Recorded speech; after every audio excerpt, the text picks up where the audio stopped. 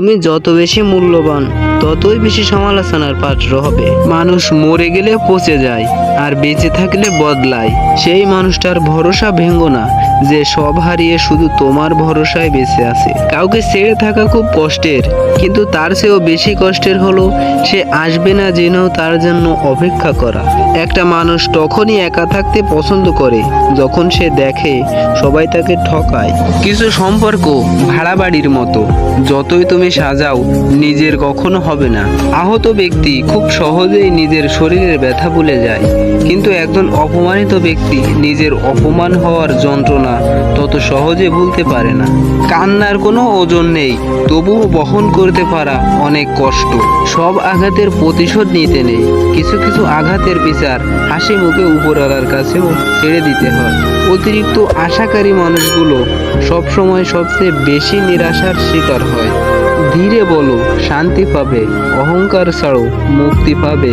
বিচার করো, জ্ঞান মিলবে। আর সেবা করো, শান্তি পাবে। জীবনের তিনটে কথা কখনো ভুলবে না।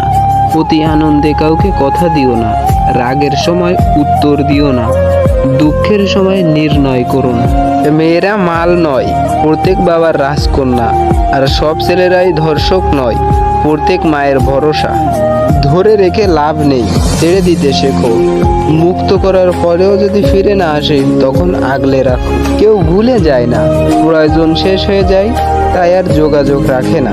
খারাপ সময় তো একদিন না একদিন শেষ হয়ে যাবেই, কিন্তু খারাপ সময়ে যে মানুষগুলোর রূপ সামনে এসেছে তাদের জন্য ঘৃণাটা সারা জীবন থেকেই যাবে।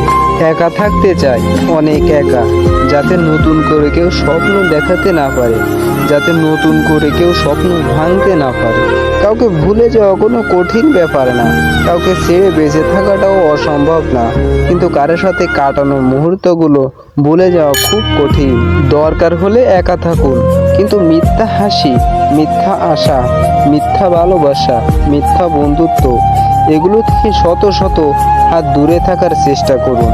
আজকের ভিডিওটি এ পর্যন্ত। ভিডিওটি কেমন হয়েছে কমেন্টের মাধ্যমে জানিয়ে দিবেন, একটা লাইক করবেন আর অবশ্যই আমাদের চ্যানেলটি সাবস্ক্রাইব করে আমাদের সাথে থাকবেন। ধন্যবাদ।